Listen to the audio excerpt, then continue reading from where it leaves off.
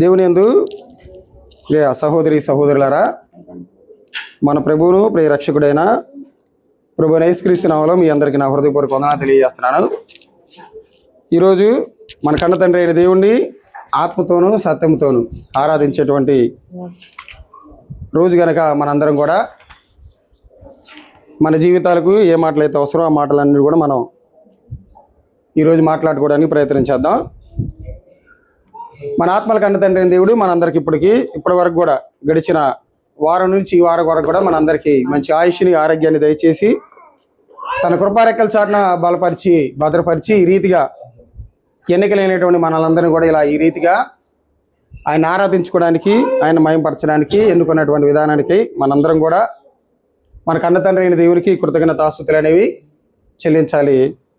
కాబట్టి ప్రతి ఒక్కరు కూడా దేవుడు ఈ రీతిగా చేస్తున్నటువంటి మేలులకై మనందరం కూడా దేవుడిని జ్ఞాపకం చేసుకుంటూ ఆయనకి కృతజ్ఞతలు తెలియజేయడం అనేది చాలా ప్రథమైనటువంటి విషయం క్రైస్తవ జీవితంలో. కాబట్టి ఎవరు కూడా మర్చిపోకుండా ప్రతిరోజు దేవుడిని జ్ఞాపకం చేసుకుంటూ ఆయన చేస్తున్నటువంటి మేలులకి కృతజ్ఞతలు తెలియజేయాలని మీ అందరికీ తెలియజేస్తున్నాను. అలాగే ఈరోజు కూడా కొన్ని మాటలు మనందరం కలిసి ధ్యానిద్దామండి. ఈరోజు మీతో నేను పంచుకోబోతున్నటువంటి అంశం పేరేంటంటే ఏంటిది? అపవిత్రమైన ముసలమ్మ ముచ్చట్లు విసర్జించుడి. మీకు ఇంతకుముందు ఒక సిరీస్ చెప్పుకుంటూ వచ్చాను. క్రైస్తవుడు విసర్జించవలసినటువంటి కొన్ని లక్షణాలని మనం చెప్పుకుంటూ వచ్చాం. వాటిల్లో భాగమే ఇది. వాటిల్లోని భాగమే ఇది. సమస్తమైనటువంటి దూషణని, కపటమును, వేషధారణను, దుష్టత్వాన్ని, కోపాన్ని, దూషణ మాటల్ని ఇవన్నీ చెప్పుకుంటూ వచ్చాం. దాంట్లో ఉన్నటువంటి భాగమే ఇది. అపవిత్రములైన ముసలమ్మ ముచ్చట్లు మనం ఏం చేయాలంట? విసర్జించాలంట. చూద్దాం. ముందుగా మనం వచనం చూసుకొని వాక్య భాగంలోని ప్రవేశిద్దామండి. మొదటి తిమోతి పత్రిక అపోస్తులైనటువంటి పౌలు గారు తిమోతి గారికి రాసినటువంటి మొదటి పత్రిక 4వ అధ్యాయం 7వ వచనం. అపవిత్రములైన ముసలమ్మ ముచ్చట్లను విసర్జించి దైవభక్తి విషయములో నీకు నీవే సాధకము చేసుకొనుము. అంటే యవన క్రైస్తవుడు కానివ్వండి, యవన క్రైస్తవురాలు కానివ్వండి, వారి భక్తి జీవితంలో మెరుగుపడాలంటే, వారి భక్తి అనేది దినదినం అభివృద్ధి చెందుకుంటూ రావాలంటే మెయిన్గా మనం పౌలు గారు తిమోతి గారికి రాసినటువంటి 2 పత్రికలను, తీతు గారి పత్రిక రాస్తే చాలా మన భక్తి జీవితాన్ని పెంపొందించుకునేటువంటి మాటలు ఆ గ్రంథాల్లో ఉన్నాయి. ఒక యవనస్తుడైనటువంటి క్రైస్తవుడు ఎలా జీవించాలి, ఎలా తన భక్తిని పెంపొందించుకోవాలి, ఎలా ఈ యొక్క లోకాశల్ని జయించాలనేటువంటి మాటలన్నీ కూడా ఆ 2 గ్రంథాల్లో ఉంటాయి.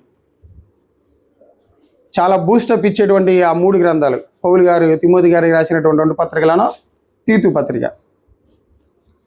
అదే అలా మాట్లాడుతూనే చెప్పుకుంటూ వస్తానే ఏమంటున్నాడంటే తన కుమారుడైనటువంటి తిమోతి గారికి ఏమంటున్నాడు? అపవిత్రములైన ముసలమ్మ ముచ్చట్లను విసర్జించి దేవభక్తి విషయంలో నీకు నీవే సాధకము చేసుకొనుము. ఏం చేయాలంట? సాధకం చేయాలంట. అంటే ఏంటిది? ప్రాక్టీస్ చేయాలంట. దేన్ని ప్రాక్టీస్ చేయాలి? దైవభక్తిని ప్రాక్టీస్ చేయాలి. ఇంగ్లీష్లో కూడా ఒక పదం ఉంది తెలుసా మీ అందరికీ? Practice means mans makes perfect అని.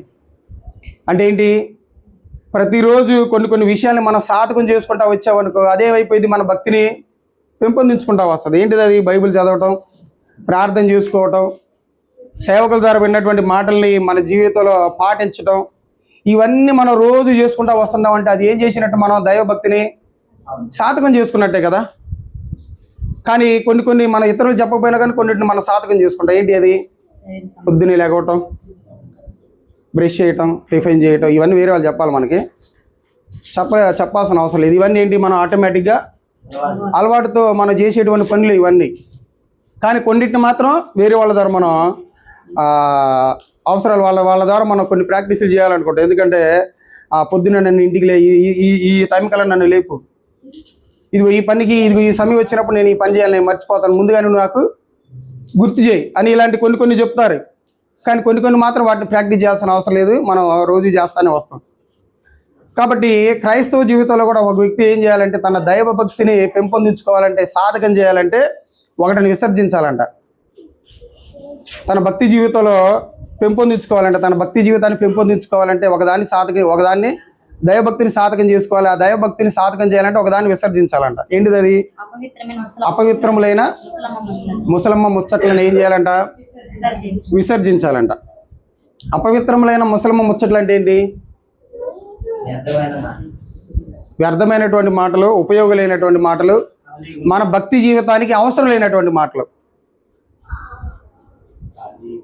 అంతే కదా, మనం ప్రశాంతంగా ఉన్నప్పుడు మనం ఏం చేయాలంటే దేవుని జ్ఞాపకం చేసుకుంటూ దేవుడి వచనాలు చదువుకుంటూనే ఉండాలి. కానీ మనకు అనవసరమైనటువంటి విషయాలను మనం డిస్కస్ చేసుకుంటూ వేరే వాళ్ళతో మన టైంలో మనం వెయిట్ చేసుకోవడం, అదేమవుతుంది? ముసలమ్మ ముచ్చట్లు అవన్నీ. అవి ఎలాంటివి అంట? అపవిత్రములు అంట. ఇవి దేవునికి నచ్చనటువంటి ముచ్చట్లు. వీటిని ఏం చేయాలంట? విసర్జించాలంట. యవనస్తుడైనటువంటి తిమోతి గారికి చెప్తుంది. ఇప్పుడు ఇక్కడ ఉన్నటువంటి మనందరం కూడా ఎవరమే? యవనస్తులే కదా. మరి మనం కూడా ఇలాంటి సిచ్యువేషన్స్ ఫేస్ చేస్తూ ఉంటాం కొంతమంది వ్యక్తుల దగ్గర. పనికి రానిటువంటివి, ఉపయోగం లేనటువంటివి ముచ్చట్లు పెట్టుకొని మనం ఏం చేస్తున్నామంటే మన దైవభక్తిలో నుంచి దినదినము మనం తగ్గిపోయేటువంటి అవకాశం ఉంటుంది. కాబట్టి తిమోతి గారికి ఏం చెప్తున్నాడంటే, అలాంటివి నీకు వద్దు, ముసలమ్మ ముచ్చట్లు నీకు అవసరం లేదు, వాటిని వదిలిపెట్టి నీ దైవభక్తిని ఎలా పెంపొందించుకోవాలో దాని మీద నువ్వు ప్రాక్టీస్ చేయి అని చెప్తున్నాడు.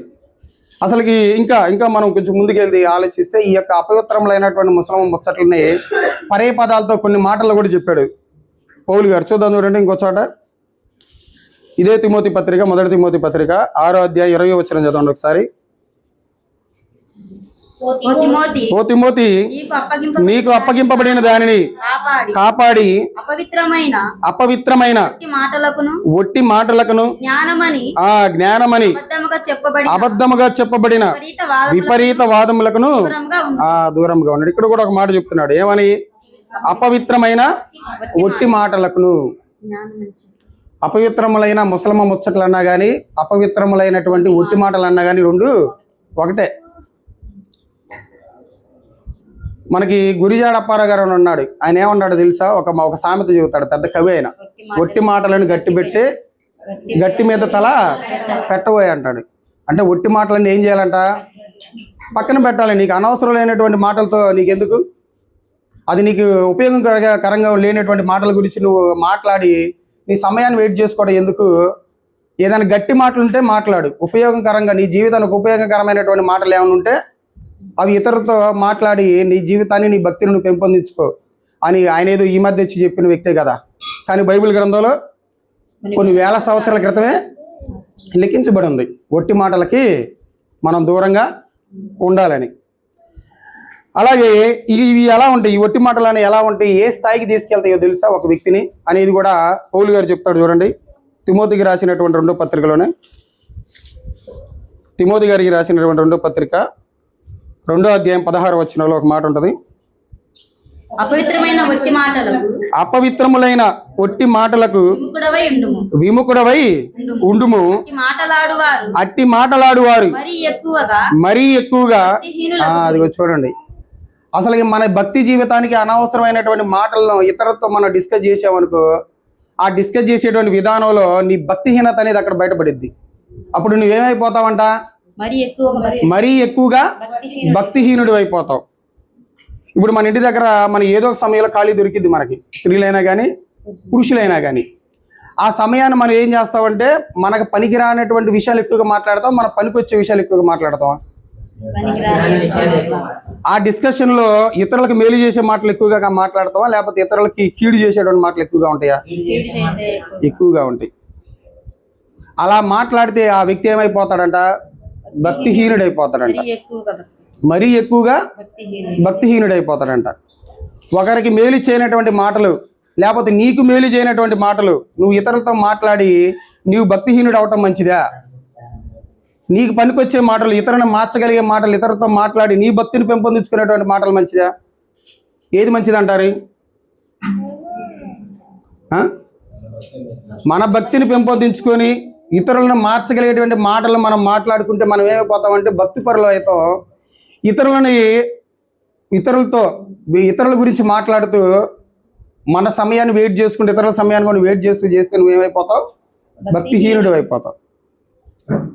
అందుకే భక్తిహీనత అని చదవగానే నాకు ఒక పదం గుర్తుకొచ్చింది. ఏంటిదంటే ఆ పదం రక్తహీనత. రక్తహీనత ఎంత ప్రమాదమో తెలుసా మనిషికి? తెలుసా మీ అందరికీ? ఒక వ్యక్తి సడన్గా అప్పుడుగా ఒక రకంగా ఉన్నటువంటి వ్యక్తి ఒకసారిగా ఏమైపోతాడంటే తెల్లగా మారిపోతాడు. పాండు ప్రోగం అంటారు చూసారా? పాండ ప్రోగం వచ్చిన వ్యక్తిలాగా మారిపోతాడు. అప్పుడు అతను ఏమనుకుంటాడంటే, అబ్బా నేను ఫేస్లో గ్లో వస్తుంది, నాకు నేను బాగా అందంగా తయారైపోతున్నాను అనుకుంటారు. యాక్చువల్లీ ఏంటిది, దానికి అర్థం ఏంటిది తెలుసా? నీలో రక్తహీనత తగ్గిపోతుంది, రక్తం తగ్గిపోతుంది, నువ్వు ప్రాణాపాయ స్థితిలోకి రాబోతున్నావు అనేది సూచన. అలాగే భక్తిహీనత కూడా అలాంటిదే. మన అపవిత్రమైనటువంటి మాటలతో మనం పెట్టుకొని మాట్లాడుతూ మనం ఇలా చేస్తూ వచ్చామనుకో, మనం కూడా ఏమైపోతున్నట్టు? భక్తిహీనతలో పడిపోతున్నట్టు. మనం కూడా ఆత్మీయంగా చనిపోయేటువంటి స్థితిలోకి వెళ్ళిపోతున్నాం. మనం కూడా దాన్ని మనం గ్రహించట్లా. అర్థమవుతుంది లేదు నేను చెప్పేది మీకు? కాబట్టి రక్తహీనత అనేది ఎంత ప్రమాదం ఒక మనిషికి, భక్తిహీనత కూడా చాలా ప్రమాదం. ఆ భక్తిహీనత దేని బట్టి వస్తుందని చెప్తున్నాడు? ఒక విశ్వాసకైనా కానీ విశ్వాసురాలకైనా కానీ మన మాటలు అనేవి అపవిత్రంగా ఉంటాయి, పనికిరానివిగా ఉంటాయి, ఉపయోగం లేనివిగా ఉంటాయి, దేవునికి నచ్చినటువంటి విధంగా ఉన్నాయి. అలాంటి మాటలు మాట్లాడుతూ ఏమైపోతున్నాం అంటే భక్తిహీనులు అయిపోతున్నాం. చాలా మంది చూడండి, అసలుకి దేవుడి మాటల గురించి చెప్తా అంటే చెవులు అంతగా వినసొంపుగా ఉండవు వాళ్ళకి. కానీ వేరే వాళ్ళ గురించి చెప్పండి, ఇంకా అక్క అన్న ఇంకా అని మన ఆతృతని, మనలో ఒక ఆర్గాన్ ఉంటుంది లోపల, మనలో ఒక ఆర్గాన్ ఉండదంట. ఇతరుల గురించి చెప్పినప్పుడు ఆర్గాన్ బాగా ఎంబట రెస్పాండ్ అయ్యిద్దంట. ఇంకా ఏం నేర్చుకోవాలి, ఇంకా తెలుసుకోవాలని టెంప్టేషన్. ఇంకా అసలుకి ఇంకా ఆ వ్యక్తి గురించి చెప్పేటప్పుడు అక్కడ ఆ వ్యక్తి గురించి అది జరగకపోయినా కానీ, ఆ వ్యక్తి జీవితంలో అది లేకపోయినా కానీ, తప్పు లేకపోయినా కానీ సృష్టించి ఇంకా కొద్దిగా కొత్తగా చెప్తున్న వాళ్ళకి అతను ఎలా అనిపించింది అంటే ఎగ్జైట్మెంట్గా అనిపించింది. కానీ అలాంటి మాటలకు మనం మోసపోయి మన భక్తి జీవితంలో మన భక్తిహీనులుగా మారిపోతున్నాం. అందుకనే తిమోతి గారికి ఎన్నిసార్లు చెప్తున్నాడు. కాకపోతే ఆయనకి ఎన్నిసార్లు చెప్పాల్సిన అవసరం లేదు, ఎందుకంటే మనకంటే చాలా భక్తిపరుడు ఆయన తిమోతి గారు. ఒకవేళ అలాంటి భక్తిపరుడైనా ఇలాంటి మాటలకి పడిపోవచ్చాము. అందుకనే ముందు అని ఎన్నిసార్లు ఆయన్ని హెచ్చరించడం జరుగుతూ ఉంది. నువ్వు ఎంత భక్తిపరుడు అయినా కానీ ఒకవేళ కొన్ని సందర్భాలను బట్టి, కొన్ని మాటలను బట్టి నువ్వు కూడా పడిపోవచ్చాము. ఈ ఒట్టి మాటల వైపు నువ్వు కూడా తిరగొచ్చాము, నువ్వు కూడా భక్తిహీనుడు అవ్వచ్చాము. కాబట్టి నువ్వు ఈ అపవిత్రమైనటువంటి ఒట్టి మాటలకు నువ్వు ఏం చేయాలి? విముఖుడిగా ఉండాలి. అలా విముఖులుగా ఎవరైనా అట్లాంటి ఒట్టి మాటలు మాట్లాడుతూ ఉన్న వాళ్ళకి ఇదిగో ఈ మాట ద్వారా నువ్వు హెచ్చరించు. వాళ్ళు ఏమైపోతారు? మరీ ఎక్కువగా భక్తిహీనులు అవుతారు. కాబట్టి అలాంటి వారికి నువ్వు దూరంగా ఉండు. నీ చేతనేంత వరకు నీ నోటి మాట ద్వారా ఇతరులని ఆదరణ కలిగించే మాటలే మాట్లాడు. ఒకవేళ వాళ్ళు నీకు అర్థమైంది కదా, నీ సంఘంలో నువ్వు పని చేస్తున్నప్పుడు ఎవరు బలవంతులు, ఎవరు బలహీనులు, ఎవరు మాటలకి చెవి ఎగ్గుతారు, ఎవరు ఎలాంటి మాటలకి చెవి ఎగ్గుతారు అనేది నీకు ఐడియా ఉంటుంది. ఒకవేళ ఒట్టి మాటలకి చెవి ఎగ్గే వారికి నువ్వు ఎలా చేయాలి నీ బోధ అనేది? వాళ్ళని ఎలాగైనా కానీ ఆ ఒట్టి మాటల నుంచి బయట పెట్టేసి దేవుని మాటలని వాళ్ళ హృదయాలు పెట్టేటువంటి మాటలు నువ్వు మాట్లాడాలి. అలా ట్రాన్స్ఫర్ చేసుకొని నీ యొక్క సంఘంలో ఉన్నటువంటి విశ్వాసులని చాలా మంచిగా ఆయనకి హెచ్చరిస్తూ చెప్తున్నాడు ప్రేమపూర్వకంగా. ఆయన కూడా అలానే స్వీకరించి అలా జరిగించుంటాడు తన సంఘంలో. కాబట్టి మనం కూడా ఏం చేయాలంటే దీన్ని బట్టి మనం కూడా అపవిత్రమైనటువంటి ఒట్టి మాటలు ఏతో వాటికి మనం ఏమై ఉండాలి? విముఖుడమై ఉండాలి. ఒక థర్డ్ పర్సన్ గురించి మీతో మాట్లాడేటప్పుడు మీరు ఏమనాలో తెలుసా? భక్తిపరులు అయితే ఆ వ్యక్తి మన దగ్గర లేనప్పుడు అతని గురించి మనం మాట్లాడుకోవడం వేస్ట్, అనవసరం. లేకపోతే ఒకవేళ మాట్లాడుకున్నా కానీ అతనిలో ఉన్నటువంటి మెరిట్స్, డిమెరిట్స్ అంటారు. అంటే మంచి ఉంటాయి, కొన్ని చెడ్డవి ఉంటాయి. చెడ్డవి ఉన్నా కానీ దాన్ని ఏదో తక్కువగా హైలైట్ చేసి మంచి దాన్ని ఎక్కువగా హైలైట్ చేసేవరకు అది మనకి ఇతరులకి చాలా క్షేమకరంగా ఉంటుంది. మనకి సమాజంలో ఒక మంచి సాక్ష్యం ఉంటుంది. చాలామంది మన దగ్గరకు వచ్చి అన్న ఆ అబ్బాయి ఏంది, ఈ అబ్బాయి ఏంది అంటూ ఉంటారు. ఎందుకు? మన దగ్గర నుంచి ఆ అబ్బాయి గురించి ఏదో ఒకటి లాగడానికి. వాళ్ళు ఎవరు అనుకున్నారు? భక్తిహీనులు. వాళ్ళ భక్తి అంటే ఎందుకు తెలియదు, దాన్ని రుచి చూసి వదిలేసిన వాళ్ళకి ఏం తెలిసిద్ది? ఇంకా దేవుడు ఉన్నా అని తెలిసినా కానీ వాళ్ళు దేవుడిని విశ్వసించరు. దేవుడి ఆరాధనకి వెళ్ళాలన్నా కానీ దేవుడిని ఆరాధించలేరు వాళ్ళు. ఎందుకు వాళ్ళకి ఏం కావాలి? ఇప్పుడు అపవిత్రములైనటువంటి ముసలమ్మ ముచ్చట్లు కావాలి వాళ్ళకి. వాళ్ళకి ఇది తింటే ఇంపుగా ఉంటుంది. కాబట్టి అలాంటి మాటలకు మనందరం చాలా దూరంగా ఉండాలని తిమోతి గారు చెప్తున్నాడు. అలాగే ఇంకో చూద్దాం చూడండి, ఈ మాటలకు ఇంకా పర్యాయపదంగా మనం చూద్దాం. తిమోతి గారికి రాసినటువంటి 2వ పత్రిక 4వ అధ్యాయం 4వ వచనం. సత్యమునకు చెవినీయక కల్పనా కథల వైపునకు తిరుగు కాలము వచ్చును. అయితే నీవు అవసరం లేదమ్మా. ఇంకొక మాట చెప్పాడు ఇక్కడ. ఇంకేమన్నాడు ఇక్కడ? కల్పనా కథలు అన్నాడు. ఇవి కూడా ఏంటి? అపవిత్రములైనటువంటి ముసలమ్మ ముచ్చట్లు అన్నా కానీ, అపవిత్రములైనటువంటి ఒట్టి మాటలు అన్నా కానీ, కల్పనా కథలు అన్నా కానీ, ఇవన్నీ కూడా ఏంటిది? ఒకే కోక చెందిన ఇవన్నీ కూడా పర్యాయ పదాలు. ఇవన్నీ కూడా ఏంటి? పర్యాయ పదాలు. ఏదైతే నీకు సత్యానికి నీకు నచ్చని మాటలు ఏవైతే ఉంటాయో, కల్పనా కథలు చెప్తా ఉంటారు, ఊహించుకొని ఏదో చెప్తా ఉంటారు వాళ్ళ సొంత మాటలు. అలాంటి మాటలకు నువ్వేం చేయాలి? దూరంగా ఉండాలి. నువ్వు అలాంటి మాటలకు నువ్వు చెవి యొక్కకూడదు అని ఇక్కడ చెప్పుకుంటూ వస్తున్నాడు.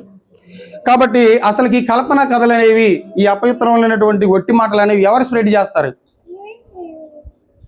ఎవరు స్ప్రెడ్ చేస్తున్నారు? ఇవి ఎవరు ఎక్కువగా మాట్లాడతారు ఇలాంటి మాటలు అని మనం బైబిల్ గ్రంథాన్ని ప్రశ్న వేయగలిగినట్లయితే బైబిల్ మనకి ఇస్తున్నటువంటి సమాధానం చూద్దాం చూడండి.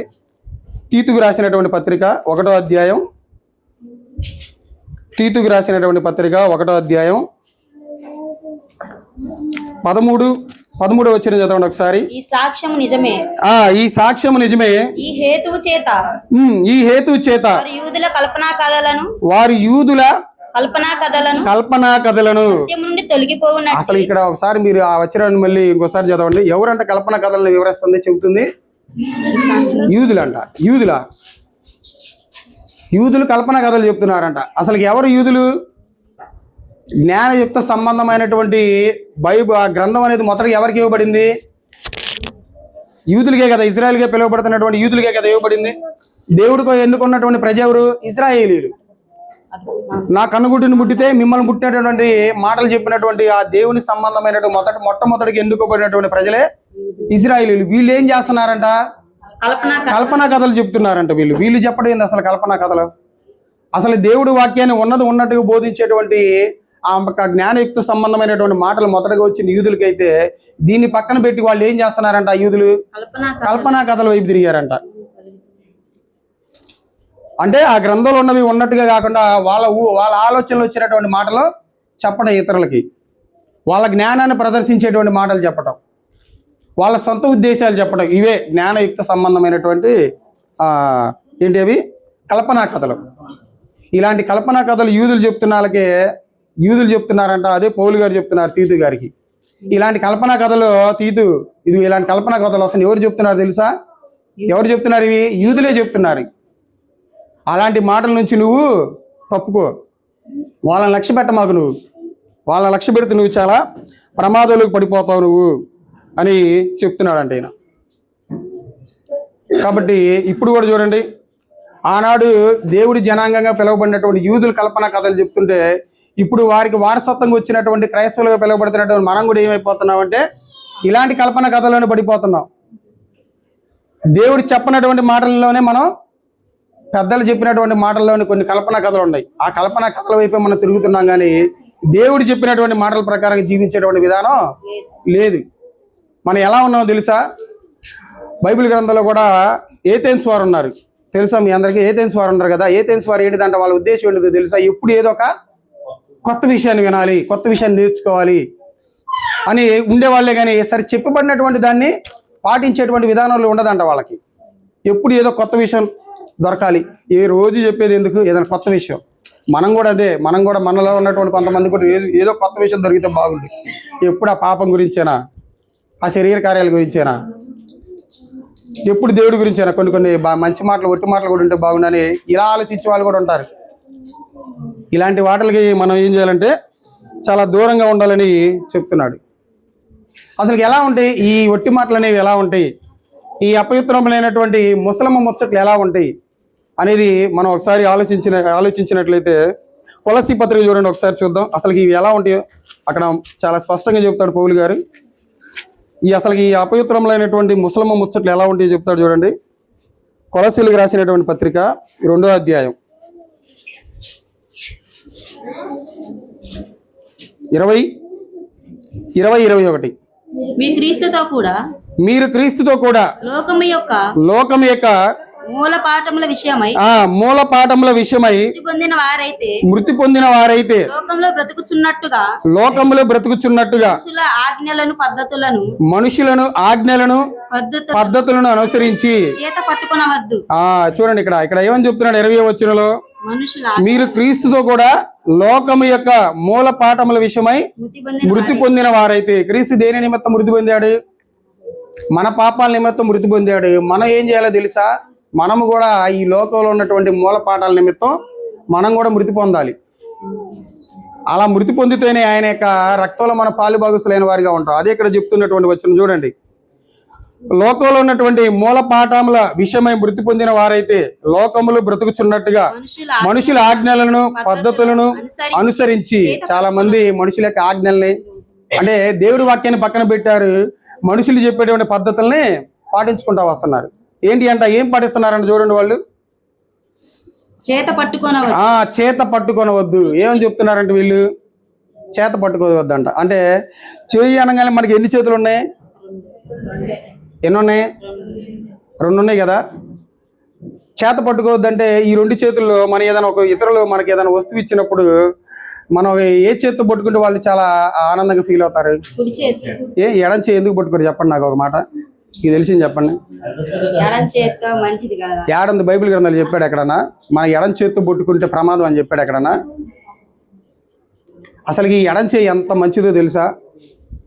ఏదో అశుద్ధమైన దాన్ని తీసేసి దీన్ని పక్కన పెడతామేమో. ఇది చాలా దీనికన్నా కానీ ఇది చాలా ఉపయోగకరమైంది, చాలా మంచిది. దీని విలువ తెలియకపోతున్న వాళ్ళకి చాలా మంది ఇది ఇలాంటివే ఈ విలువ అప్పట్లో ఉన్నాయి, ఇప్పట్లో ఉన్నాయి. అవునా గారు? ఎవరన్నా మన ఇంటికి పెళ్లికి వచ్చి పెళ్లి విజిటింగ్ కార్డుకి వచ్చారు, విజిటింగ్ కార్డు వేయడానికి.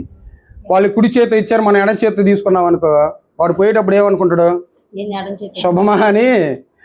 నేనైతే ఫస్ట్ కార్డు మీ ఇంటికి వచ్చి ఇస్తే ఎడం చేత అసలు వీడికి ఏం తెలియదు. కొన్ని చిన్న చిన్న పద్ధతులు కూడా వీడికి తెలియదు, ఏ చేతి తీసుకోవాలి, ఏ చేతి తీసుకోవాలని కూడా. అని ఇలాంటి జరుగుతాయా లేదా? ఏంటి అనుకున్నారు? ఇయే పనికిరాని, ఏ చేత్తో పట్టుకుంటే ఏ చేత్తో అయిందని ఇలాంటివన్నీ రకరకాలుగా సృష్టిస్తూ ఉంటారు. కాకపోతే ఒకసారి చూడండి, మనకి ముక్కుల్లో కొన్నిసార్లు చేయి పెట్టుకుంటారు. ఏ చేయి పెట్టుకుంటారు? ఎడం చేయి పెట్టుకుంటారా? ఎడం చేయి పెట్టుకోరు, కుడి చేయి పెట్టుకుంటారు. తలలో దొరద పుట్టింది దానికి ఏ చేత్తో తీసుకుంటారు? కుడి చేత తీసుకుంటారు. తర్వాత దాన్ని శుభ్రం చేసుకొచ్చి మళ్ళీ దీని పెద్ద నిషిద్ధమైన దానిలాగా దీన్ని చేత్తో పట్టుకోవడానికి, దీన్ని చేత్తో అందేయటానికి ఇలా రకరకాలుగా అండి, రకరకాలుగా తీసుకొస్తా ఉన్నారు. బైబిల్లో కూడా ధర్మశాస్త్ర గ్రంథంలో కూడా కొన్ని ఆరోగ్య నియమాలను పాటించి దేవుడు ఏం చేశాడంటే కొన్ని వాటిని పట్టుకోవద్దని చెప్పాడు. కొన్ని వాటిని చేత్తో పట్టుకోవద్దని చెప్పాడు. కళేబరాన్ని పట్టుకోవద్దు అన్నాడు. ఎందుకో తెలుసా? ఎందుకు కళేబరాన్ని ధర్మశాస్త్రంలో కళేబరాన్ని పట్టుకోవద్దు అన్నాడంటే అప్పట్లో అంటురోగాలు ఎక్కువగా ఉండేవి. ఎందుకంటే వైద్య శాస్త్రం అనేది అప్పట్లో దీనంతా అభివృద్ధి చెందినట్టుగా అప్పట్లో లేదు కదా వైద్య శాస్త్రం అనేది. లేకపోవడాన్ని బట్టి ఇలా అంటువ్యాధులు వస్తాయేమోనని ఏం చేశారంటే దేవుడు, మీరు వాటిని పట్టుకోవద్దు అన్నాడు. అదే దాని యొక్క మెయిన్ ఉద్దేశం. కానీ దీన్ని ఎలా తీసుకొచ్చారంటే అవి ముట్టుకోకూడదు, ఈ ముట్టుకోకూడదు, ఈ చేత్తో తీసుకోవాలి, ఆ చేత్తో తీసుకోవాలి అని రకరకాలుగా ఏం చేశారంటే మనుషులు కల్పించినటువంటి పద్ధతులను ఇప్పుడు కూడా మనలో కూడా ఉన్నాయి. వాటిని ఏం చేయకూడదు, మనం అనుసరించకూడదు. వాటిని ఏం చేయాలి, మనం విసర్జించాలి. ఏ చేత్తో పట్టుకుంటే ఏమైంది? కొంతమంది పాస్టర్ గారు వచ్చి ఈ చేయి తల మీద పెట్టి ప్రార్థన చేసేటానికి ఏమంటారు? ఏం పాస్టర్ అయినా అసలుకి నేను పాస్టరా లేకపోతే పెయింటరా? ఏ చేత్తో పెట్టాలి? మినిమం నామ్స్ కూడా తెలియకపోతే అట్ట, మినిమం పద్ధతులు కూడా తెలియకపోతే అట్ట. అసలు దేవుడు ఏ చేయి పెట్టొద్దు అన్నాడు, అది వేరే విషయం. ఏ చేయి పెట్టొద్దు అన్నాడు. ఈ చేయి పెట్టి ప్రార్థన చేసేవనుకో లోపల తిట్టుకుంటానే ఉంటారు ప్రార్థన చేసేటప్పుడే. ఆ ప్రార్థనలు ఏకేపించారు. ఏంది పాస్టర్ గారు ఈ చేయి పెట్టిండి అంటారు. ఏం చేసింది పాప? ఏం చేసింది? ఈ చెయ్యి ఏంటిదంటే ఒకటే అశుద్ధాన్ని శుభ్రం చేసిద్ది అనేటువంటి ఉద్దేశంతోనే కానీ ఇది చేసిన పాపం అంటే ఏది లేదు. ఇది ముసలమ్మ ముచ్చట్లని అపవిత్రమైనటువంటి ఒట్టి మాటలని ఇలాంటివి స్ప్రెడ్ చేస్తా ఉన్నారు. ఇలాంటివి చేయాల్సిన అవసరం లేదన్నాడు. ఇంకా ఏమన్నాడు చూడండి, ఇంకా ఇంకా ఏంటిదంట తర్వాత కూడా ఇచ్చాడు ఒకటి. చూడవద్దు. ఇంకేమంటారు, రుచి చూడవద్దు. కొన్నిటిని రుచి చూడవద్దు అన్నాడు. రుచి చూడవద్దు అనగానే చాలా మంది చూడండి సేవకుల ఇళ్లలో కూడా తక్కువ కులానికి చెందినటువంటి వ్యక్తి ఇళ్లలోకి వచ్చి వాళ్ళు భోజనం చేయరు. ఎందుకు? వీడు అంటరాని వాడు, అంటే లోపల వాళ్ళకు ఉంటుంది. క్రైస్తవుని పిలువబడుతున్నా కానీ లోపల వాళ్ళకు ఉంటుంది, వాళ్ళ ఇంటికి వచ్చి అయి తినకూడదు ఈ తినకూడదు అని ఇలా రకరకాలుగా స్ప్రెడ్ చేస్తారండి. కొంతమంది వ్యక్తుల యొక్క ఇళ్ళకి మన పెళ్ళిళ్ళకి వెళ్ళామనుకో ఏమంటారు, ఇది ఒక సామెత చెబుతారు. పెళ్లి సంబంధానికి వెళ్ళామనుకో తింటే గతకద అంటారు చూసారా, అతికితే గతకద అంటారు. దేనికి? వాళ్ళు ఇచ్చింది ఏమన్నా తిన్నావు అనుకో ఎమ్మటే ఏమనుకుంటారు, ఎమ్మటే మరి గతికిన తర్వాత అతకొచ్చా, అది కూడా మాటే కదా, అది కూడా జరగొచ్చేమో. అంటే ఇలా రకరకాలుగా అండి. అది రుచి చూడకూడదు ఇది రుచి చూడకూడదు. మళ్ళీ మొన్నటిదాకా కూడా జరిగింది. ఏంటిది? హిందువులు ఇచ్చినటువంటి ప్రసాదాలు తినకూడదని, కొంతమంది తినకూడదని, కొంతమంది తినొచ్చని. కొంతమంది తింటే అపవిత్రులు అయిపోతారని, కొంతమంది అది మన యొక్క బలహీనతను బట్టి ఉంటుంది, మన బలాన్ని బట్టి ఉంటుంది అని యాక్చువల్గా ఇలా రకరకాలుగా చెప్పుకుంటూ వచ్చారండి. వాటిని రుచి చూడకూడదు వీటిని రుచి చూడకూడదు, వాటిని తినాలి వీటిని తినకూడదు, ఇలా రకరకాలుగా చెప్పుకుంటూ వచ్చారు. ఇవన్నీ ఏంటి అంటే మూలపాటలు, ఇవన్నీ అపవిత్రమైనటువంటి ముసలమ్మ ముచ్చట్లు. ఇవన్నీ వీటన్నిటిని ఏం చేయాలంటే మనం ఇప్పటికైనా కానీ వీటిని విసర్జించాలి, వీటిని వదిలేయాలి. మనం ఏ చేత్తో తీసుకుంటే ఏమైంది, ఏ రుచి తింటే ఏమైంది, నీకు ఎక్కడ తింటే ఏమైంది, ఏది తింటే ఏమైంది, ఇలా రకరకాలుగా మూలపాఠాలను విసర్జించుకుని ఇంకా కొనసాగే వాళ్ళు ఉన్నారు. ఎవరైనా ఎదుటి మనిషి వచ్చారనుకో దాన్ని చూసి పక్కన పోయే వాళ్ళు ఉంటారు. ఇంకా ఎవరెవరు ఎదురు వచ్చినప్పుడు పక్కకు పోతారు, లేకపోతే ప్రయాణాలు ఆపుకుంటారు. పెదవరాళ్ళు వచ్చినప్పుడు, పిల్లి ఎదురు వచ్చినప్పుడు, కాకి అరిచినప్పుడు, ఇవన్నీ ఏంటి? మనుషులు కల్పించినటువంటి మూలపాఠాలు ఇవి. వీటి విషయంలో మనం ఏమైపోవాలి, వీటి విషయంలో మనం ఏమైపోవాలంటే వీటిని విసర్జించాలని చెప్తున్నాడు. ఇంకా ఏమన్నాడు చూడండి, మూడో మాట కూడా ఉంటుంది. ఏంటి? బైబిల్ గ్రంథంలో దేవుడు ఇద్దరిని ముట్టవద్దు అన్నాడు. ఏంటిదంటే ఒకటి, ఆనాడు మంచి చెడ్డలు తెలివినిచ్చి వృక్షఫలాన్ని ముట్టవద్దు అన్నాడు. రెండోది, స్త్రీని పుట్టుకుండుట పురుషునికి మేలు అన్నాడు. ఈ రెండే కదా దేవుడు ముట్టవద్దు అంది. స్త్రీని ముట్టకుండుట పురుషునికి మేలు. కానీ ఇప్పుడేమన్నారంటే వాటిని ముట్టుకోకూడదు వీటిని ముట్టుకోకూడదు, వీటిని ముట్టుకుంటే అపవిత్రుడైపోతాడు, దాన్ని ముట్టుకుంటే అపవిత్రుడైపోతాడు. కొంతమంది శవాన్ని పట్టుకోవడానికి కూడా భయపడతా ఉంటారు. తెలుసా మీ అందరికీ? వామ్మో శవాన్ని పట్టుకుంటే ఏమన్నా అయిద్దేమోనని, శవాన్ని అంటుకుంటే ఏమన్నా అయిద్దేమోనని. ఇవన్నీ ఏంటి అంటే ముచ్చట్లండి, మనుషులు కల్పించినటువంటి పద్ధతులు ఇవి. దేవుడు ఎక్కడ కూడా యాక్సెప్ట్ చేయాల, ఇలా ఉండాలి ఇలా చేయాలని, ఇలా ముట్టుకోవాలి ఇలా ముట్టుకోవద్దని. ఏంటంటే దేవుడు ఆరోగ్యరీత్యా చెప్పినటువంటి మాటలే కానీ అది నిజంగా మన జీవితంలో దైనందిన జీవితంలో మనం పాటించాలని కాదు. కాకపోతే ఏం చేశారంటే అది ఆరోగ్య పద్ధతిగా చెప్తే వీళ్ళు ఏంటంటే పర్సనల్గా తీసుకొని అప్పుడు ఉన్నటువంటి యూదులు ఏం చేసుకుంటా వచ్చారంటే ఆ అన్నిళ్ళు ఏం చేసుకుంటా వచ్చారు, దూరం పెట్టుకుంటా వచ్చారు. వాళ్ళని ముట్టుకోవడం కూడా చాలా పాపంగా భావించుకుంటా వచ్చారు. అందుకనే పేతురు గారి ద్వారా దేవుడు మాట్లాడిస్తాడు చూడండి. అపోస్తుల కార్యాల్లో కొర్నేలు గారి సందర్భంలో మనకు కనబడిద్ది. అపోస్తుల కార్యాలు 10వ అధ్యాయం 28వ వచనంలో, అప్పుడు అతడు అన్య జాతి వానితోను సహవాసము చేయుటైనను అట్టి వాటిని ముట్టుకొనుటైనను యూదునికి ధర్మము కాదని మీకు తెలియను. అయితే ఏ మనుషుడు నిషేధింపదగిన వాడైనను అపవిత్రుడైనను చెప్పకూడదని దేవుడు నాకు చూపించి ఉన్నాడు. వాడు అపవిత్రుడు ఈడు అపవిత్రుడు, వాడిని ముట్టుకోకూడదు ఈయన్ని ముట్టుకోకూడదని ఎక్కడా చెప్పలా. అన్ని జనుల విషయంలో దేవుడు 2 మాటలు చెప్పాడు. వాళ్ళ విగ్రహారాధన జోలి వెళ్ళొద్దన్నాడు, వాళ్ళతో ఉయ్యం ఉండొద్దు అన్నాడు అంతే. వాళ్ళ యొక్క పిల్లల పెళ్లి చేసుకోవద్దు అన్నాడు అంతే. వాళ్ళతో సావాసం చేయొద్దని చెప్పలేదు వాళ్ళని. అలాగైతే అసలుకి రాహాబు ఎవరండి? ఆమెని చేర్చుకోలేదు దేవుడు. క్రీస్తు వారి జనంలో పెట్టలేదు ఆమె పేరు. అలాగే రూతమ్మ గారు ఎవరు? మోయాబీయులు. ఆమె చేర్చుకోలేదా దేవుడు? అన్యులకే పక్షపాత అయితే మరి వీళ్ళన్నదని అట్ట చేర్చుకున్నాడు దేవుడు, అవునా కదా? అప్పుడు చెప్పినటువంటి మాటలు ఏంటంటే వాళ్ళ జాగ్రత్తల నిమిత్తం. వాళ్ళు ఏమైనా ఒకవేళ వాళ్ళతో సహవాసం చేసి వాళ్ళ దేవతలు చుట్టూ ఏమైనా తిరుగుతారేమో, లేకపోతే వాళ్ళ పిల్లల్ని పెళ్లి చేసుకుంటారేమో అని చెప్పాడే కానీ అది పూర్తిగా అవాయిడ్ చేయమని కాదు వాళ్ళని. కాబట్టి పేతురు గారి సందర్భాన్ని బట్టి ఇప్పుడు అర్థమైంది, అతనికి ఎవరు నిషేధింపదగిన వాడు కాదు, అందరూ కూడా దేవుని ద్వారా పరిశుద్ధపరచబడిన వాళ్ళే, నిషేధింపదగినది ఏది లేదని కూడా ఇక్కడ చెప్పడం జరిగింది. ఇంకా మనం ముందుకెళ్ళి ఆలోచిస్తే ఎలా ఉంటారో తెలుసా? చూడండి ఒకసారి, ఇంకా ఈ అపవిత్రమైనటువంటి ముసలమ్మ ముచ్చట్లు ఎలా ఉంటాయో చెప్తాడు చూడండి. తిమోతికి రాసినటువంటి మొదటి పత్రిక 4వ అధ్యాయం 3వ వచనంలో ఇది చాలా జుబత్సకరంగా ఉంటుంది చూడండి. మొదటి తిమోతి పత్రిక 4వ అధ్యాయం 3వ వచనం. వాత వేయబడిన మనస్సాక్షి గలవారై వివేహము నిషేధించుచు. వివేకం కాదు, అది వివాహమును. చాలా మంది వివాహాన్ని కూడా నిషేధించే వాళ్ళు ఇప్పటికి లేరా? ఓసన మినిస్టర్ దాకా ఎందుకు? ఆర్సీఎంలు లేరు?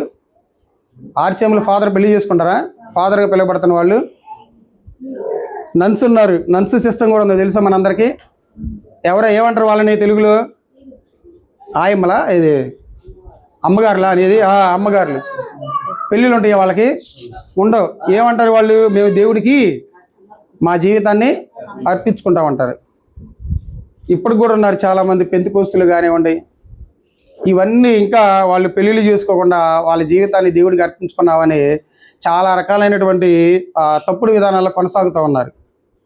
ఎక్కడ దాకా ఎందుకు? రీసెంట్గా మా ఊర్లోనే ఒక విధానం జరిగింది. ఫాదర్ గారు ఉన్నారు ఆర్సీఎం చర్చిలో. ఫాదర్ గారు చర్చికి వస్తున్నటువంటి పిల్లల్ని గదిలిచ్చారని మన ఫాదర్ గారిని పంపిలా ఆయన్నే మార్చారా లేదా? ఆయన మీద వచ్చింది ఎలిగేషన్. పిల్లలకి ఫోన్లు చేస్తున్నాడని, లేదా ఆడళ్ళు ఫోన్లు చేస్తున్నారని, అతనితో మాట్లాడుతున్నాడని, వాళ్ళతో తప్పుడు కార్యాలు చేస్తున్నాడని మనం విన్నాము. ఆయన ఏం చేశారు తెలుసా? రీసెంట్గా పంపించారు. అతన్ని నువ్వు పనికిరావని అక్కడ పెద్దలు, మా ఊర్లో ఉన్నటువంటి పెద్దలు ఏం చేశారు తెలుసా? ఆయన్నే మాట్లాడి సీక్రెట్గా అసలు ఆయన లోపలికి ఊర్లోకి వచ్చినట్టు కొట్టేయడానికి కూడా రెడీగా ఉన్నారు కొంతమంది. అప్పుడు పెద్దలు, ఊర్లో ఉన్నటువంటి పెద్దలు గ్రహించి ఏం చేశారు? ఆయన్ని పంపించేశారు, సైడ్ చేశారు ఆయన్ని. ఇలా చాలామంది అండి వివాహం చేసుకోకూడదు, దేవుడికి అర్పించుకోవాలని రకరకాలుగా ఏమైపోతున్నారంటే దేవుడు చెప్పినటువంటి మాటల్ని చాలా తప్పుగా అర్థంలో తీసుకొని వాళ్ళు వివాహాన్ని వీడి వివాహ వ్యవస్థకు దూరంగా ఉండి దేవుడు పెట్టినటువంటి సహజ కోరికలు మనిషిలో ఉన్నాయి. ఆ సహజ కోరికలను వాళ్ళని ఆపుకోలేక తప్పుడు దారిలో పడిపోయేటువంటి అవకాశం కూడా ఉంది. మనం చాలా మందిని చూస్తూనే ఉన్నాం. ఏమంటారు తెలుసా? వివాహాన్ని ఎందుకు చేసుకోవద్దని వాళ్ళు 2 రిఫరెన్స్లు చూపిస్తారు. వివాహం చేసుకోకూడదు అనేది దేంట్లో కూడా తెలుసా? పాత నిబంధనలోనే. మన మధ్యలో కూడా ఒక సహోదరుడు వచ్చాడు, రాజేష్ అన్న తెలుసా మీ అందరికీ? మన దగ్గర కూడా వచ్చాడు రాజేష్ అన్న. ఎర్రగా హైట్గా ఉంటాడు. కాదు రాజేష్ అన్న అని.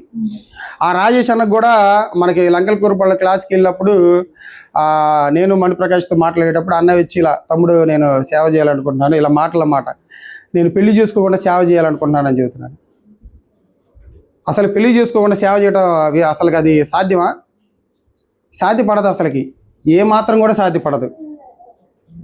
ఎందుకంటే ఒక ఒంటరి వ్యక్తి తిరుగుతూ ఉన్నాడు, సువార్త చెప్పడానికి ఒకళ్ళ ఇంట్లోకి వెళ్ళాడు అనుకోండి, చుట్టుపక్కల చూస్తున్న వాళ్ళు ఏమనుకుంటారు అతన్ని? ఇప్పుడు భార్య లేకుండా ఒక్కడే ఇంట్లో వెళ్ళాడు అనుకోండి, లోపల స్త్రీ ఉంది, అతని ఉద్దేశం మంచిదే, అతను వాక్యం చెప్పడానికి వెళ్ళాడు, సువార్త పని నిమిత్తం వెళ్ళాడు, కానీ బయట చూస్తున్నాడు, సమాజం ఏమనుకుంటుంది? అది పక్కన భార్య ఉంటే ఎలా ఉంటుంది? ఆ విధానం అనేది ఎలా ఉంటుంది? బాగుంటుంది, ఆరోగ్యకరంగా ఉంటుంది. ఎలాంటి ఇతర వ్యక్తులకు ఎలాంటి ప్రమాదం, ఎలాంటి మాటలు రావడానికి అవకాశం ఉండదు. కాబట్టి ఇలా కల్పన కథలు, ఒట్టి మాటలు ఇలాంటివన్నీ చెప్పుకుంటూ వస్తున్నారు. చూద్దాం చూడండి వాళ్ళు చూపించేటువంటి మాటలు. ఒకసారి కొరింథీయులకు రాసినటువంటి మొదటి పత్రిక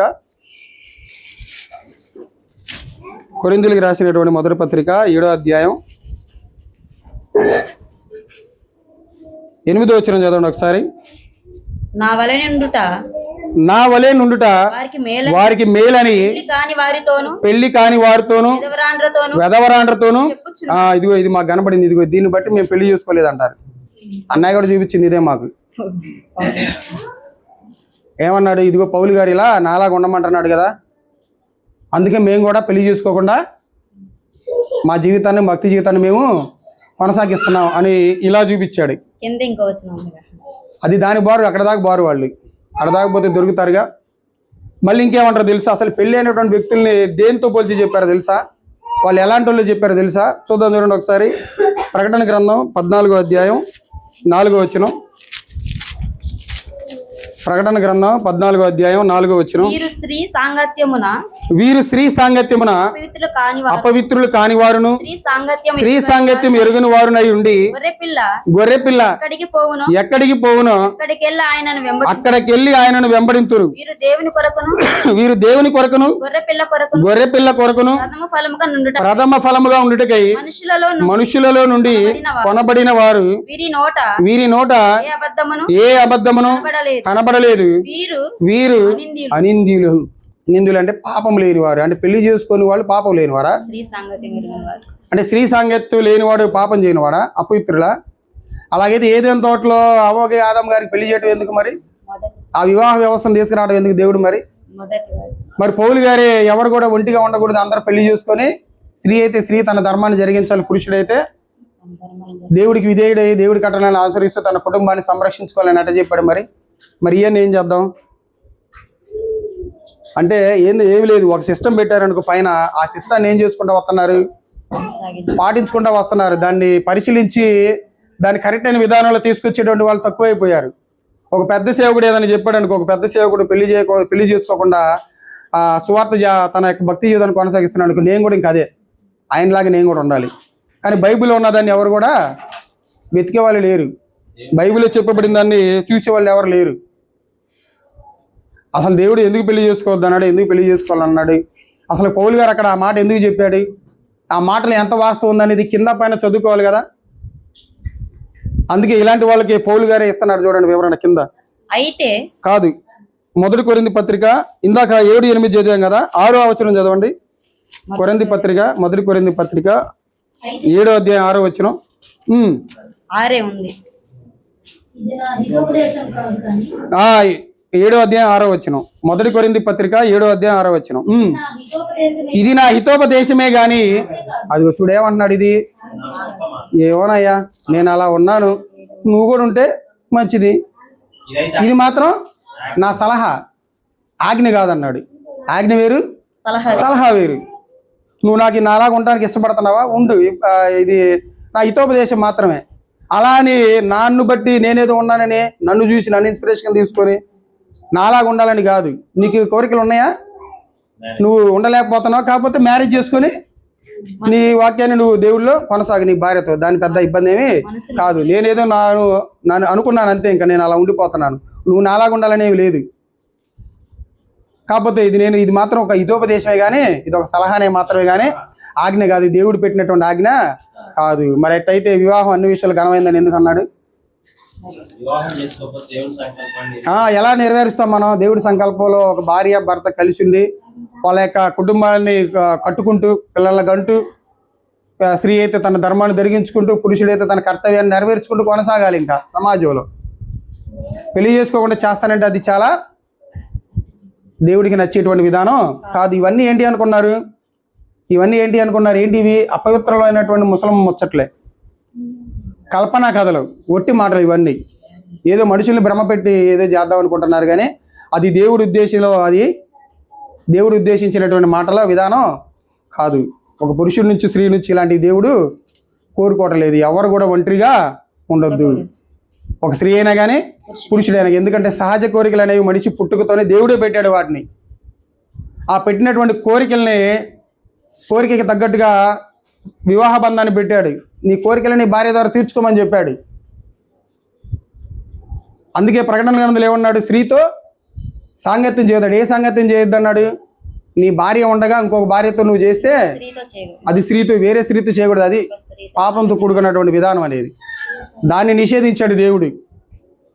కానీ వివాహ వ్యవస్థని దేవుడు నిషేధించలేదు. అలాగే అదే ఇంకేమంటాడు చూడండి, తిమోతి పత్రికలో 1 తిమోతి పత్రిక 4వ అధ్యాయం 3వ వచనంలోనే ఇంకా కిందకు వస్తే కొన్ని మాటలు అంటాడు చూడండి. ఇంకొన్ని విషయాల్లో కూడా అంటాడు. ఉమ్, జనులు హిత సంబంధమైన సాధకము ఉమ్, కొంచెము మట్టికి ప్రయోజనకరమగు. ఉమ్.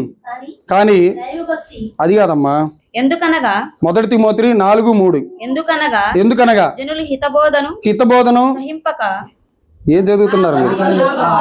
ఆ అబద్ధికులు వాత వేయబడిన మనస్సాక్షి గలవారై వివాహమును నిషేధించు సత్య విషయమైన అనుభవ జ్ఞానము గల విశ్వాసులు కృతజ్ఞతాస్తుతులు చెల్లించి పుచ్చుకొను నిమిత్తము దేవుడు సృజించిన ఆహార వస్తువులను కొన్నిటిని తినుట మానవాలనని చెప్పుచుందరు. అదిగో కొన్నిటి తింట మానేయండి అని. ఇవి కూడా అవి తినకూడదు, ఏ తినకూడదు. ఇవి కూడా ఏంటి అంటే ఒట్టి మాటలే. సమస్తము కలిగించిన దేవుడే. మరి దేవుడే కలిగించిన దాన్ని ఎలా నిషేధం అయిపోతాయి? అవి ప్రతి వస్తువు ఎలా అపవిత్రం అయిపోతాయి? దేవుడు ప్రతి వస్తువును దాని పరినిమిత్తం సృష్టించాడు. కొన్ని వస్తువుల్ని, కొన్ని ఆహార పదార్థాలని దేనికోసం సృష్టించాడంటే మన కోసమే. అవి ఎక్కడ పెట్టినా కానీ అపవిత్రం కాదు. కావయి. ప్రతి వస్తువు మంచి, ప్రతి వస్తువు కూడా అది మన తినదగిందే. మంచి. దేవుడు మనకు ఆరోగ్యం కోసం ఇచ్చినటువంటి ప్రతి వస్తువు కూడా అది మనకి తినగలిగింది. ఇలా కొంతమంది చెప్తూ ఉంటారు ఇది తినకూడదు, ఇది తినకూడదు అని. అది నీ ఉద్దేశాన్ని బట్టి ఉంటుంది.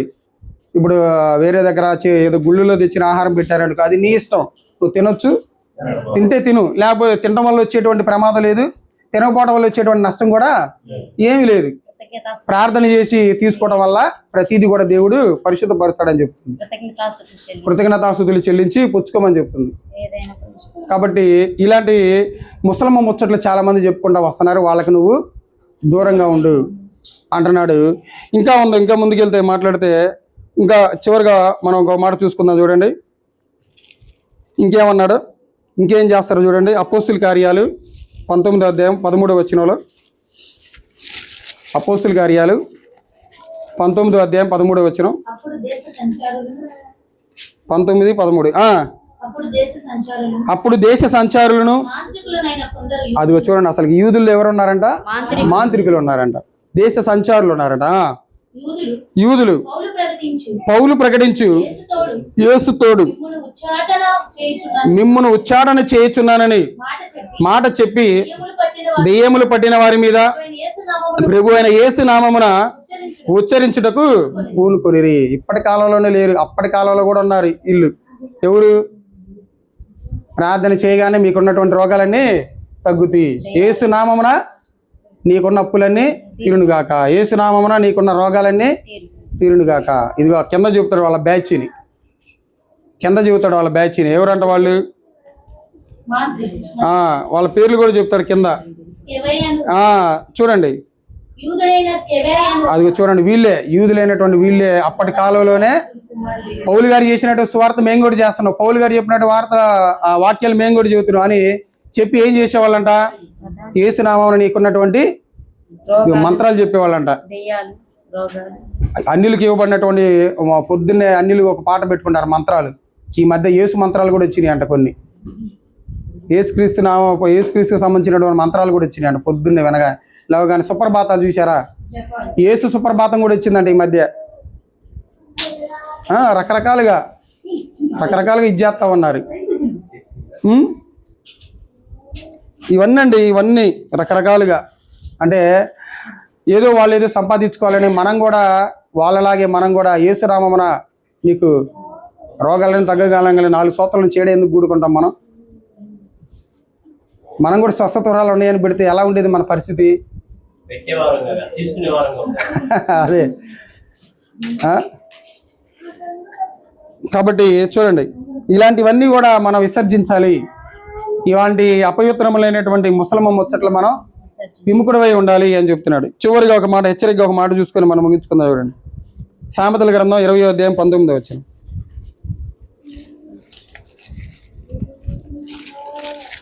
సామెతల గ్రంథం 20వ అధ్యాయం.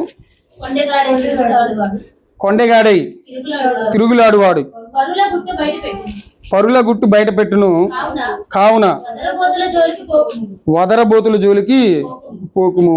కొండెగాడి అంటే ఎవరంటే ఇది ఇతనే. అపవిత్రములైనటువంటి ముసలమ్మ ముచ్చట్లు చెప్పేవాడు, పొట్టి మాటలు చెప్పేవాడు, కల్పనా కథలు చెప్పేవాడే కొండెగాడంట. కొండెగాడై తిరుగులాడు వాడు.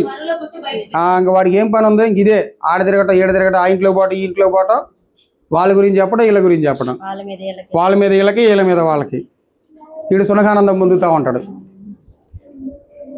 ఇదే పని వాళ్ళకి. ఇంకా ఏమన్నాడు ఇంకా, కావున వదరబోతుల జోలికి, ఇలాంటి వ్యక్తుల జోలికి మీరు పోవద్దు, వాళ్ళకి చాలా దూరంగా ఉండండి. ఇలాంటి కల్పనా కథలు చెప్పేవాళ్ళు వదరబోతులు, ఇలాంటి అపవిత్రములైనటువంటి ముసలమ్మ ముచ్చట్లు చెప్పేవాళ్ళు వదరబోతులు, వాళ్ళ జోలి మీరు పోవద్దు, వాళ్ళకి దూరంగా ఉండండి. బైబిల్ ఏం చెప్తుందో బైబిల్ ప్రకారంగా మన జీవితాలనే మనందరం కట్టుకుందాం. ఇలాంటి అపవిత్రమైనటువంటి ముచ్చట్లకు మనం దూరంగా ఉందాం. ఇలా రకరకాల దాంతో ముట్టుకోకూడదు, దీన్ని ముట్టుకోకూడదు, దాన్ని రుచి చూడకూడదు, దీన్ని రుచి చూడకూడదు, ఇవన్నీ ఏంటి అంటే పనికిరాని మాటలు. వీటన్నిటికి మనం ఎలా ఉండాలంటే దూరంగా ఉండాలి. ఇలా మనందరం ఇలాంటి అపవిత్రమైనటువంటి ముస్లిం ముచ్చట్లకు మనందరం దూరంగా ఉండాలని, మన భక్తి జీవితంలో ఇంకా ఒక క్రైస్తవుడు అనేవాడు ఎలా ఉండాలంటే లోకల్ ఉన్నటువంటి వ్యక్తికి డిఫరెంట్గా ఉండాలి. లోకల్ వ్యక్తులకి మనం కలిసిపోయామనుకో మనకి వాడికి తేడా ఏముంది? లోకల్ ఉన్నటువంటి మూలపాటల్ని మనం ఇంకా పాటించుకుంటూ వస్తున్నాం అనుకో వాడికి మనకి తేడా ఏముంది? లోకానికి మనం ఏమని చెప్తున్నాడు? వెలుగని చెప్తున్నాడు. లోకానికి మనం వేరే ఉండాలని చెప్తున్నాడు. నువ్వు క్రీస్తుతో కూడా మృతి పొందితే నువ్వు మనుషులు కల్పించినటువంటి పద్ధతులను కూడా నువ్వేం చేయాలని, నువ్వు చనిపోయినప్పుడు వాటిని వదిలేయాలి. ఇంకా నువ్వు కొనసాగిస్తున్నావంటే నువ్వు ఇంకా చనిపోలేదని. కాబట్టి వీటన్నిటిని మనం విసర్జించి మన భక్తి జీవితంలో ఇంకా మనం ముందుకెళ్ళాలని, మనుషులు కల్పించినటువంటి పద్ధతులకు మనకు దూరంగా ఉండాలని మనస్ఫూర్తిగా కోరుకుంటూ, ఇప్పటిదాకా వాక్యం ఉన్నటువంటి మీ అందరికి కూడా నా హృదయపూర్వక వందనాలు.